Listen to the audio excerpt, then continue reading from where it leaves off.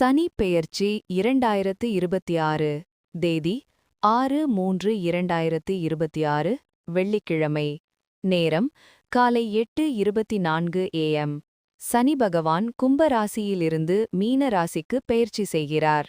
இந்த சனி பெயர்ச்சி அனைத்து ராசிகளுக்கும் பல்வேறு மாற்றங்களை தரும் என்று ஜோதிடம் கூறுகிறது. கவனமாக இருக்க வேண்டிய ராசிகள்: மேஷம், ஜென்ம சனி 40%, கடகம், பாத சனி 50%, சிம்மம், அஷ்டம சனி 20%, தனுசு, அர்த்தாஷ்டம சனி 45%, மகரம், கண்டக சனி 25%.